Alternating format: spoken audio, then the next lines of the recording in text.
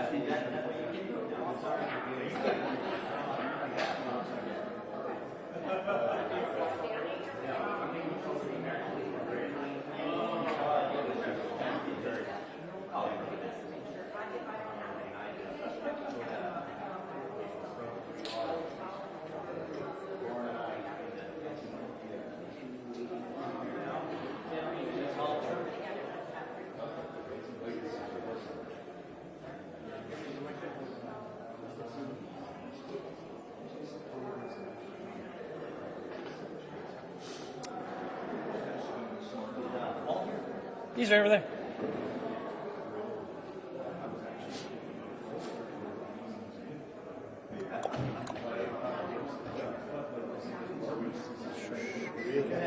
One, two, three, mic check, 1, 2, 3, check, check, 1, 2.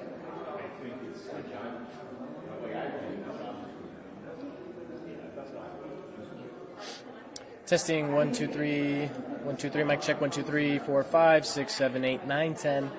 Mic check, 1, 2, 3, mic check, check, 1, 2, 1, 2, 3. Mic check, 1, 2, 3, 4, 5, 6, 7, 8, 9, 10. Mic check, 1, 2, 3, 4, 5, 6, 7, 8, 9, 10. You're welcome. You guys good? Can you stand there again? Sure.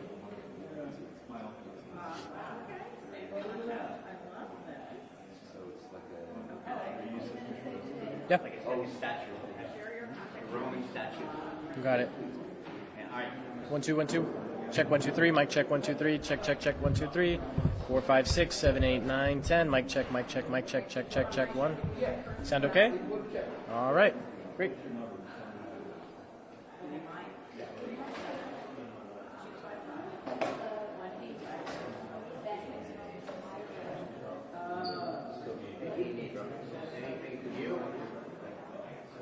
That's right.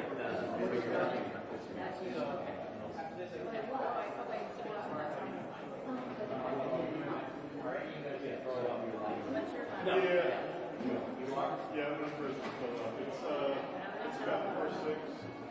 He doesn't know me. Oh, he doesn't? You they're white up the door. Here. Jeff with the light on. It's okay. Man, I'm showing chest for you. You guys okay? Cool. All right, Jeff. This is just for you, man. Everyone else is taking advantage of it.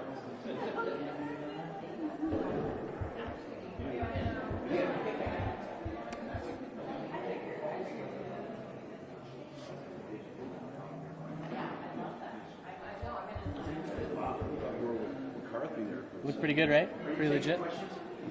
Only in Spanish. Muy bien. That's 3 words I know.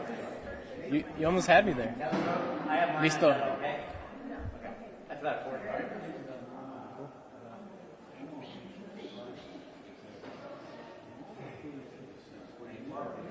I knew I wasn't getting anything. I just kind of leave everybody.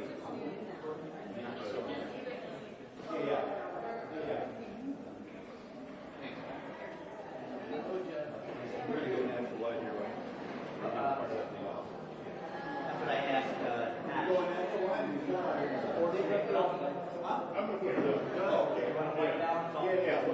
What is it? 4, 6, 4, 5, 4, 6. You want to throw it on so we can let know? Actually, I got a few. I don't have a light on me. I got it. You want to know that buzzer? I got it. I got it. Yeah.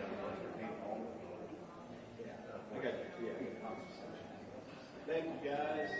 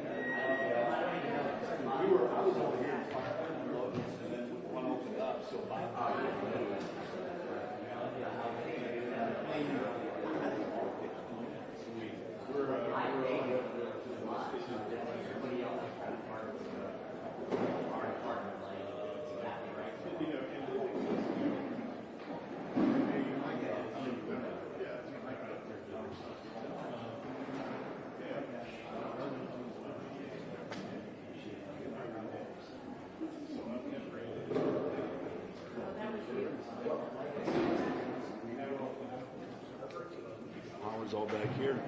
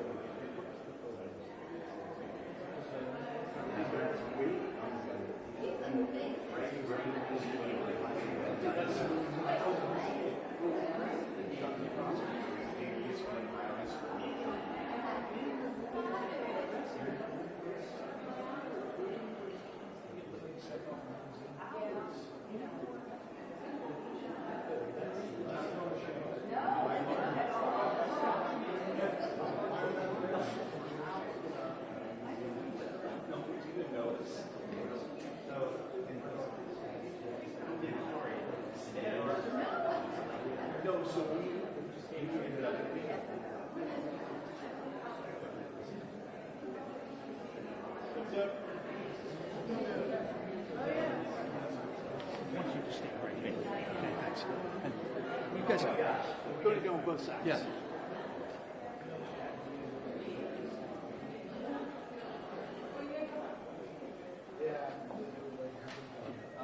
you and Debbie can stand on this side? Yeah, those are pictures right here, so we want everybody. Come down.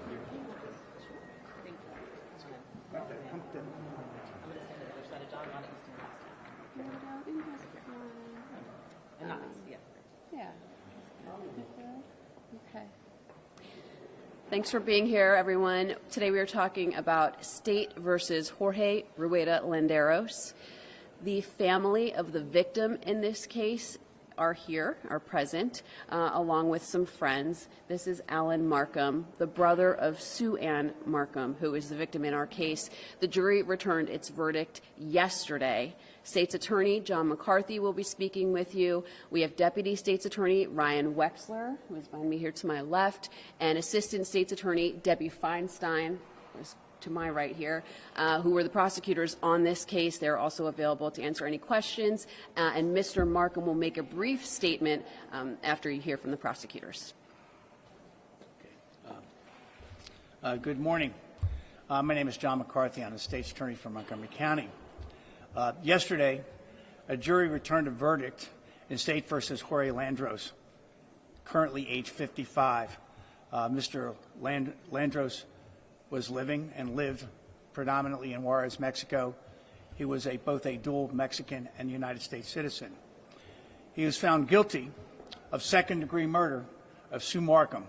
Ms. Marcum, the victim in this case, a professor from American University, was 52 years old at the time of her death.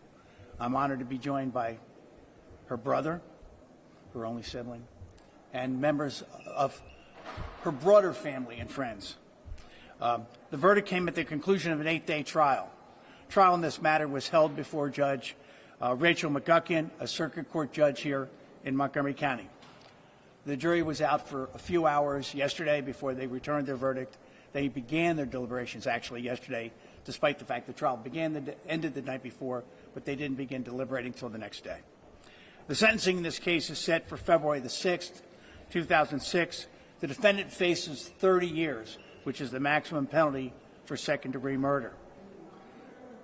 This case stems from events that go back to October the 25th, 2010, when Sue Marcum was found dead in her home at the 6200 block of Massachusetts Avenue in Bethesda. Cause of the death was blunt force trauma and strangulation. The police, during the course of the investigation, quickly established that the defendant in this case was an individual with whom Sue became acquainted as a yoga instructor and a Spanish instructor. Their relationship went beyond that at some points in time into a romantic relationship, and also led to Sue beginning to do investments through Mr. Landeros. During the course of the time that Mr. Landeros was handling Sue's finances, she lost a total of $312,000. We believe that financial records show, and this was presented to the jury, that the defendant actually directly took $252,000 from her that he stole. Correspondence in the year leading up to her death and into the months leading up to her death revealed that Sue realized very quickly, despite that fact that, and this is true of any good con man, and the defendant was a con man, she continued to have faith in his abilities to invest her money. But she was concerned because she was getting IRS dunning notices from various banks. There was no money in the account. She remortgaged her homes. She borrowed from her retirement funds, and still the money was disappearing.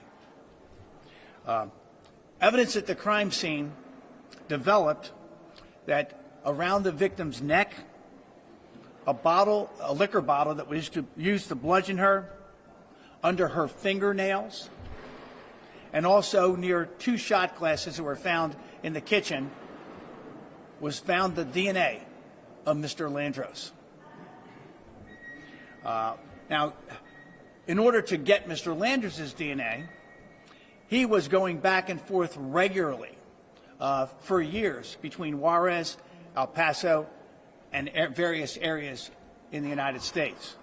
As a matter of fact, at some point in time, once he was charged in this matter, there was a phone call that was made by a Washington Post reporter, Dan Morris, known to many of you, where he asked the defendant whether or not he was in the United States in October when the murder occurred, and he lied to that reporter, and that reporter testified during the course of the trial because the border records that we obtained during the course of this trial reflected that he had come to the United States and was in the United States during October when this murder of Sue took place.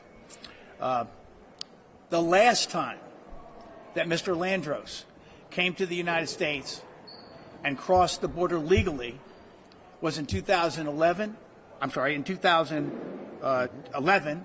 And in 2011, the border guards there, in cooperation with Montgomery County Police, took a buccal swab from him and obtained his DNA. Now, this is a man who traveled back and forth, and extensively we put into the record the documents that shows that he was regularly traveling back and forth from Mexico to the United States. The defendant never came back to the United States again once his DNA was obtained, because that DNA linked him in the various ways I've already described to the crime scene where Sue Marcum lay dead. I've apologized to the family that we had to wait 15 years. I talked to Alan upstairs because this has taken 15 years for us to get to this point. But it was a difficult process. He stayed in Mexico. He was not located until 2022. We were notified. We filed the appropriate. We had already filed notifications, but they didn't locate him for almost 11 years. And then he was extradited back here to the United States. And he came here in July of 2023. There were a couple of additional continuances in the case. They were based on the defense requesting a continuance. The state was ready to go forward. And then the matter finally for them went to trial, and he was found guilty yesterday, after a relatively brief deliberation for a case that was this lengthy. For those of you who are present, again, I think we saw a reflection of the fine work that's done every day on behalf of the men and women who live in this community by the Montgomery County Police Department, homicide detectives. Larry Haley testified in this case as a detective I've known for a very, very long time. I think he testified for 11 hours in this trial. One individual, I don't know that I've ever heard a single detective testify for 11 hours in a case. And Detective Paula Hamill, who took that case on after Larry left homicide, two exemplary homicide detectives who do fine work for us every day. I want to congratulate them for what they did to help bring this case to justice. I will also say, if anybody of you had the opportunity to witness the extraordinary work that was done by Ryan Wexler, who's my deputy, and Debbie Feinstein, who heads my special victims unit, these are two extraordinary women who did a magnificent job piecing together this case after 15 years. Like many criminal cases don't get better. It's not like a fine wine. They don't get better with time. And sometimes it's very difficult to put these cases together. These two women did an extraordinary job. And I think, and I will say quite candidly, knowing the facts of the case, I think the jury came up with a perfect verdict. It is clear from the crime scene that these two individuals, where there had been this tumult over financial stuff, were sitting down drinking together before the murder began. There was DNA and there was evidence that they were sitting there having drinks. And then, again, because of the financial tension that existed, it erupted in something that led to Sue's death. So may I say we respect very much the trial that we were given by Judge McGuckian. I think the work that was done by the jury in this matter, it was completely understandable to me. And I think it is a perfect verdict based on the facts in this case. And we will be arguing for a profound sentence against the defendant when he goes to sentencing in a couple of days, as I mentioned earlier. I'm now going to turn it over to Alan Marcum, who is Sue's brother, who has some brief remarks for you concerning the family's feeling about the verdict. Alan. Thank you, John. It's been a long week and a half and a longer 15 years. On behalf of our family, my sister's colleagues and friends, and Sue students, thank you to the Montgomery County Police, Larry, Paula, Frank. Thank you to the FBI and to the Mexican law enforcement authorities. Thank you to the state's attorney's office, especially Debbie Feinstein, Ryan Wexler, and their team. It is impossible for words to express my gratitude deeply enough.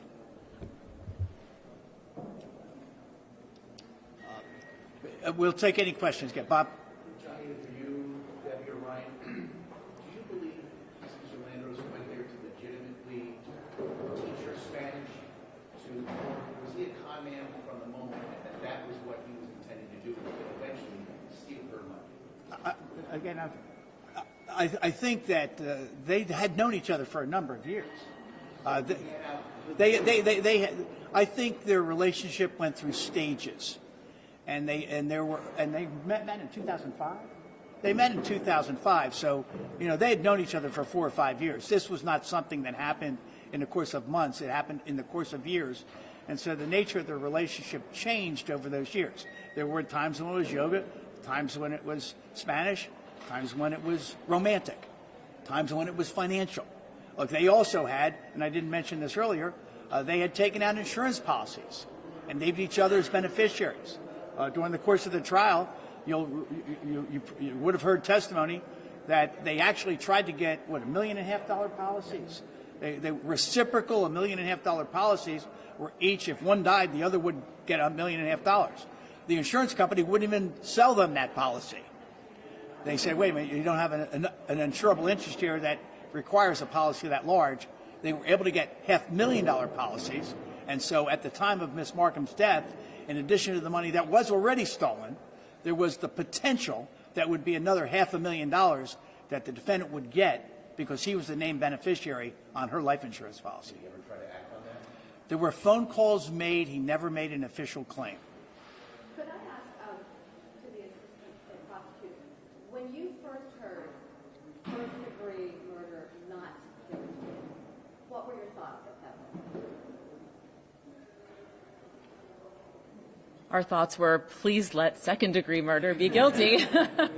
For sure. I mean, we knew and discussed in closing arguments that that for a layperson to understand that legally premeditation can literally occur in between gunshots and can occur in between blows, we knew that was legally the accurate description and path for this case. But we also certainly understand, given the facts and given the nature of the struggle and the ultimate murder, how the jury came to the decision that they came to. And you felt that they, in the end, concluded that he did not have an intent to kill, and it's not there, that it was more a crime of passion? I'm not sure. The elements that are different between first and second degree murder are premeditation and deliberation. But it still requires intentional and willful behavior. So I would think that they believed that it was intentional and willful what he did, that it was his intent to kill her. That's what the law requires. But whether he came there with that plan is a different question. Whether he came here with that plan on that night or was all part of his larger scheme and scam, we don't know. And I would add that, and Ms. Wexler and I talked about this in our openings and closings, that when he met Sue, he had found a mark. He had found someone that was vulnerable to his charms, and she wasn't the only one. I'm sorry, the defense had said that this case was about choices, and that, with all due respect to Sue, who is brilliant and loved and wonderful, they were implying that she made this choice, and that you can't rob her of her agency. But she was a brilliant woman who might have also, like so many people, fallen prey to someone like this, and that can happen to anyone. Can you expound on that? Absolutely, and we see this all the time. So as John mentioned, I am the chief of our Special Victims Division, and we handle cases involving exploitation related to vulnerable people, and also many cases where there's a power and control dynamic. And the reality is, in these circumstances, it can affect anyone. The person who to everyone else was the most strong-willed and outwardly successful person can be the same person that behind closed doors is experiencing financial exploitation, physical abuse. We see that all the time with domestic violence. And the reality was in this case that Sue's family and friends, they did not know about the financial exploitation. They did not know that he was sort of using this power that he had over her to get her money. And that's really what he had. She described in her own words, and this was part of the testimony, that she was enamored by him. And she also related that, and that was what her friends felt. They didn't quite understand, but they felt that she was enamored by him and would really do anything for him. And it's sad and tragic, but it really could happen to anyone, even the most strong-willed, fantastic person that Sue Marcum was, by everyone's account, her family, her many friends, what a good friend, what a giving person she was, and how she gave to the community. She volunteered, won service awards, and you wouldn't expect it. And that's exactly what someone who is trying to exploit another does. They find someone that on the outside no one would know, and the fact that they weren't going to tell anyone, which she didn't. Literally no one knew about the exploitation. Yeah, it might be impossible to know this, but do you believe Sue was in the process of trying to break up with him or threatening to turn him in? We don't know exactly what happened on October 25th, 2010. Maybe, and we said that in court as well, maybe there was some sort of confrontation. Maybe he asked her for more money, and she literally had nothing left to give.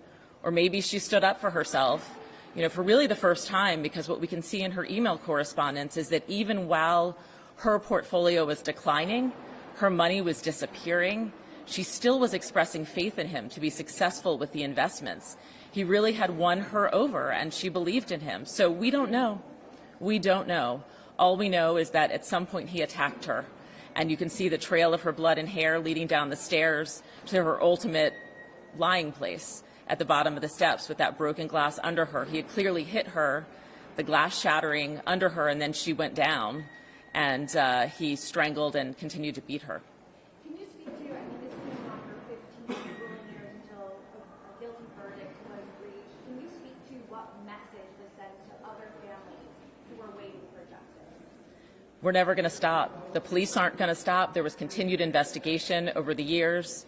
Our office is committed to seeking justice for people, and it doesn't matter the passage of time. And I would say this for anyone who's experienced something alone, for example, sexual abuse and child abuse, come forward. We stand ready to try to hold criminals and people that do awful things accountable for what they've done, regardless of the passage of time. For the state's attorney, can you just clarify or explain how this is a perfect verdict when, the jury had the option to go first degree murder? Well, may I say, I think it's a perfect verdict because I understand the difficulty, having done this for over 40 years, of explaining the concept of premeditation to a jury. I also understood the facts of the case. I do not believe that facts suggested that Mr. Landeros went to that home that night with the premeditated idea that he was going to end the life of Sue Marcum. I don't think that's, I think that the fact that if you read the crime scene and you see that they apparently were involved in having a drink together, they had poured drinks, and his fingerprints were on the glasses. So it suggested to me that two people who had at some points in time had romantic relationships were sitting, as some adults do, in the privacy of a home, having a drink. Now, we know that prior to that evening, there had been ongoing correspondence that Sue was becoming increasingly concerned about her finances and her depleting monies. And there had been these ongoing conversations. And she, while she did, as Debbie mentioned, she still cared for this guy. He was a pretty good con man. This is how con men operate. Look, one of the things we've not even talked about so far is even after this happened, one of the ultimate cons that was set in action was he staged a burglary, and we've not even talked about that. He staged a burglary to make it look like someone else had broken into this house. And I think the way that this case was examined and the way the physical evidence was presented, and the jury basically put the lie to that. There was no burglary. There was a murder, and then the killer changed the appearance of the crime scene to take the attention away from him. So may I say, when I say it's a perfect verdict, look, would we have welcomed the verdict of first-degree murder? The answer is yes. As a strict matter of criminal law, would it have been sustainable and would it have been upheld on appeal? The answer is yes. But as a common-sense person who's tried a lot of these cases, and I know how people think, this case was not where somebody came over with a weapon premeditatedly and took the life of another human being. They were sitting there clearly having a drink, talking to each other, and something happened.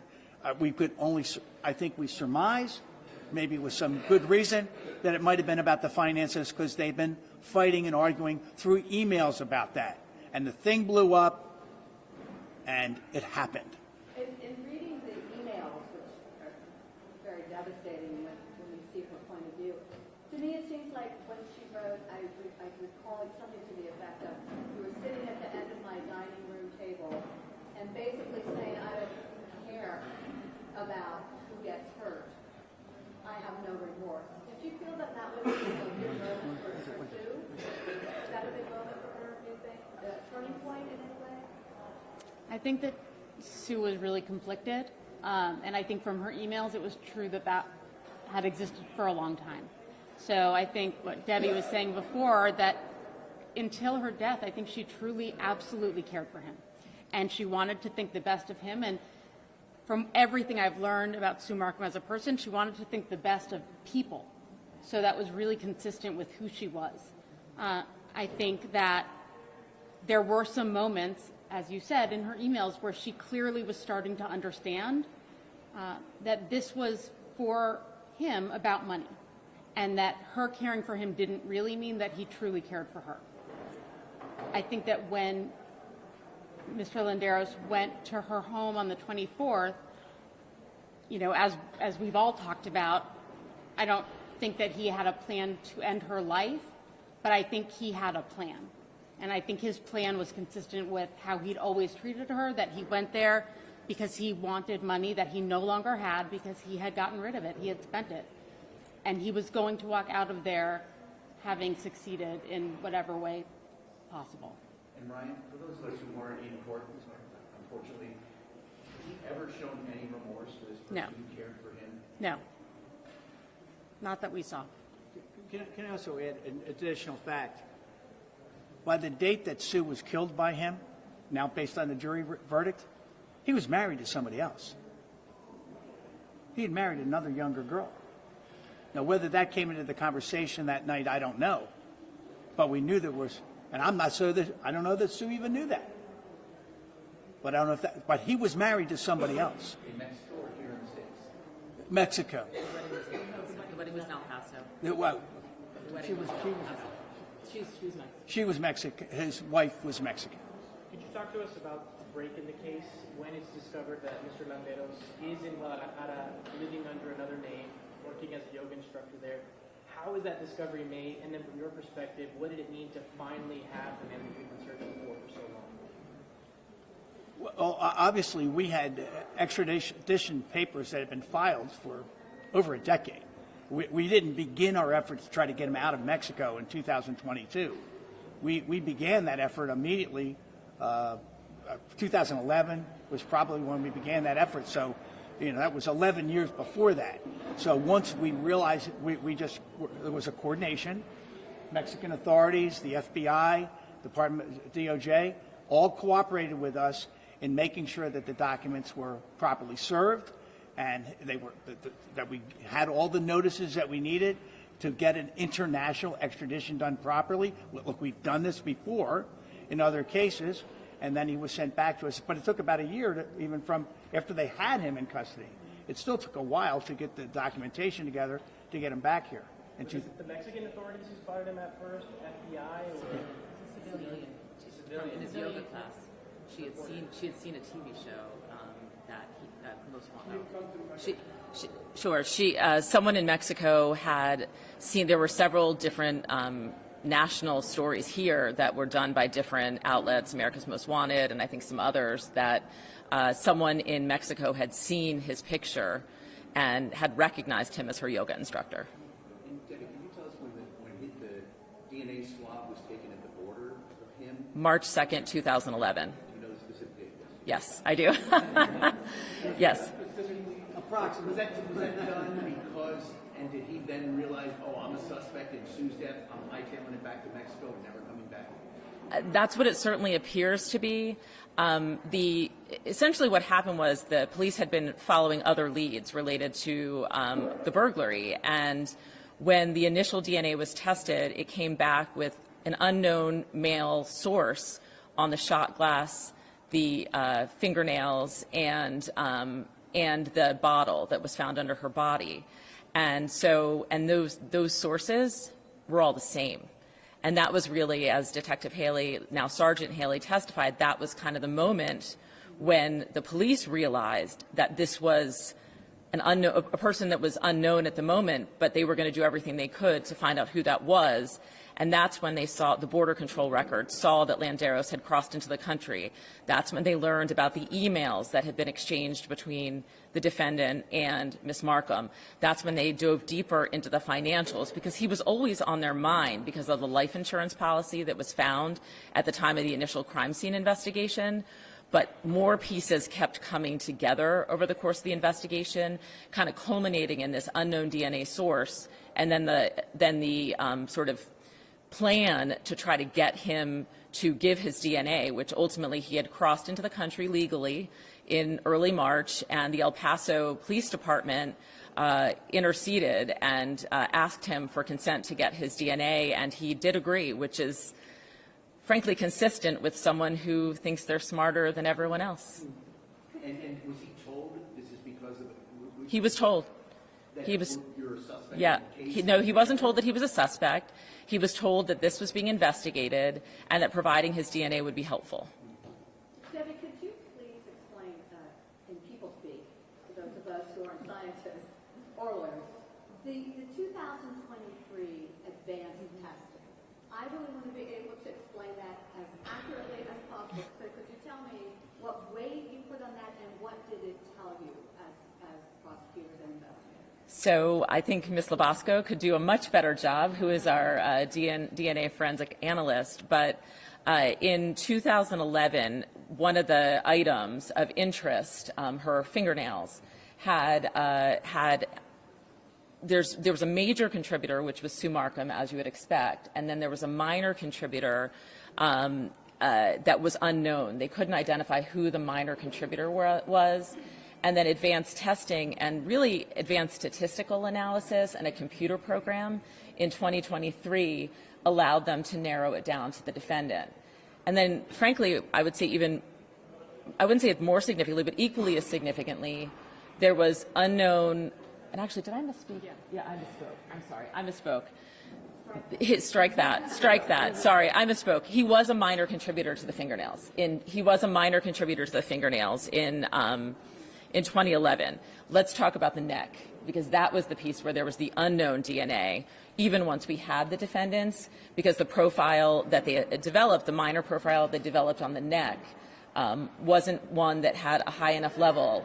And then what they were able to do is they asked, and Detective Haley, Sergeant Haley, had made this happen, that the DNA was brought to another lab, Bodie Technologies, who we contract with, who could do a DNA analysis called YSTR, Y for the Y chromosome, which is the male chromosome. So what it looks for is DNA that's consistent with a person or any paternal member of their family.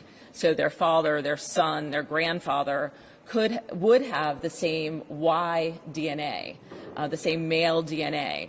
But what it was able to do was to narrow down that male DNA minor contributor to the defendant or one of his relatives, which made no sense, obviously, that it would be one of his relatives. So that was a critical advancement and really answered, as Sergeant Haley said, answered kind of that last piece of the puzzle.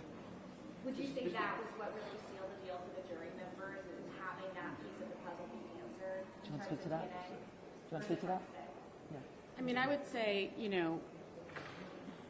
since the beginning, we've always said that really the DNA evidence, not just the neck, but that everything relating to her death was connected to Landeros. So it was not only on the murder weapon, but it was on really a secondary murder weapon because we believe he used his hands to strangle her, and he left his DNA on her neck in that method, and the DNA under her fingernails was because she was trying to escape.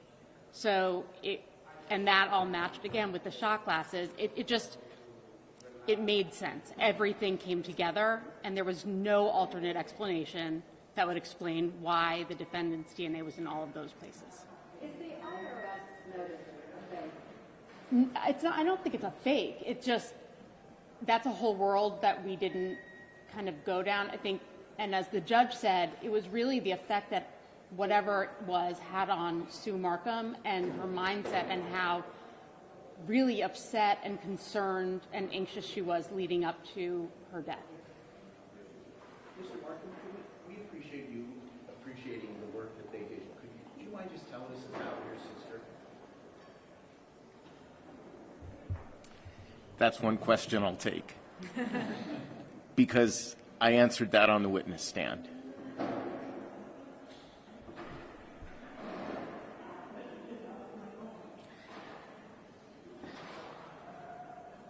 That picture was taken about a month before she died. That was in my parents' backyard near Syracuse, New York. She'd driven up there for the weekend. I was there.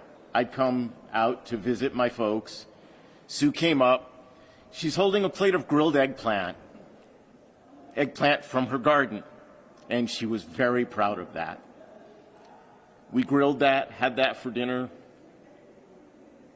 We parted company. That's the last I saw of her. You see her friends, her colleagues. You don't see all of her students here. Sue taught me by understanding how she worked with her students, the difference between a good teacher and a great teacher. And a great teacher cares more about what their students learn than they care about what they're trying to teach. And Sue cared ultimately about what her students learned, to the point that person after person after person has told me that taking her class changed the course of their careers and turned them into accountants. Now, I took an accounting class in college. Look, to me, it's boring.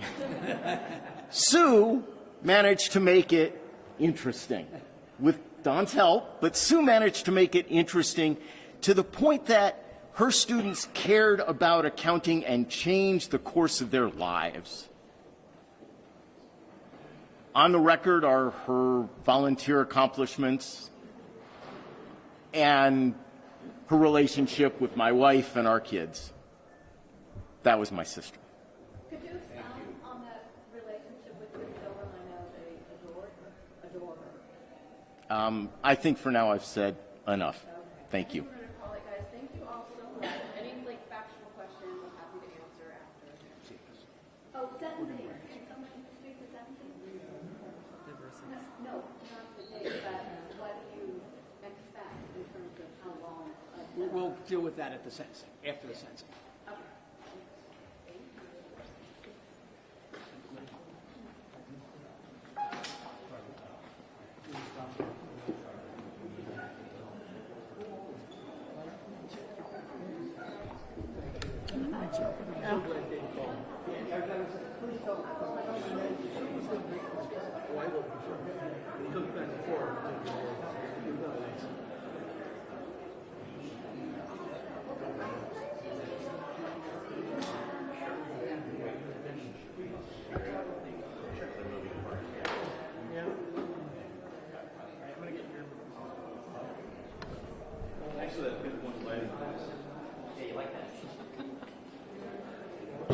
You went to the MPPA workshop for that? Well, we both, Hash and I went. Yeah. You guys you roomed together at the workshop. Yeah, we were, okay, pinpoint. That's what he said to me when he came in.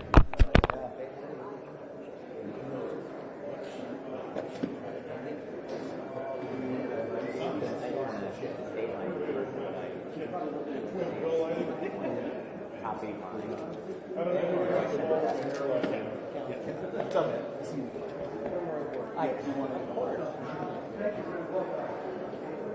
But, you know, she's in the big league. I mean, the big leagues. So we're AAA then. But, Didn't the Nationals just hire a AAA coach? Dude, how about that? The kid's like 32 years old. Yeah, but pretty wild. Yeah. I mean, it's either that or some 7-year-old.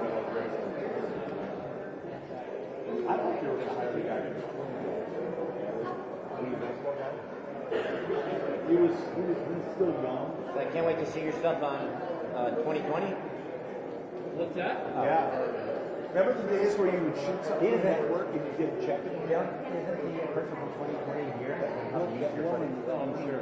What's I'm saying? Can't wait to see your stuff on 2020. And then, And they're the ones who are making budgets with money. right, and then you'll see my stuff on Do you guys remember though when you shot something at work and You would get money. Yeah. I don't. I was Oh, yeah. just getting into the When I was in Tampa in the 80s, we would do shit with So what did they just gave that up in during a negotiation? Like, I don't know why. well, it was probably something that they Well, look at the money we negotiated out. save. We're in a non-union state. Where is No that? one in Tampa. Oh, okay. So I'm at an institute.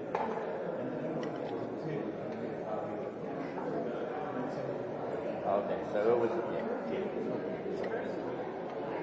Gone are those days. Yeah. Long gone. I'll check in with my counselor today. What form of payment are they going to She's a double duty. Good. Bring that up in negotiations. It never goes like, these days you're just giving up something every time. Bending over that. Yeah, I don't know. Yeah. I think. I guess, so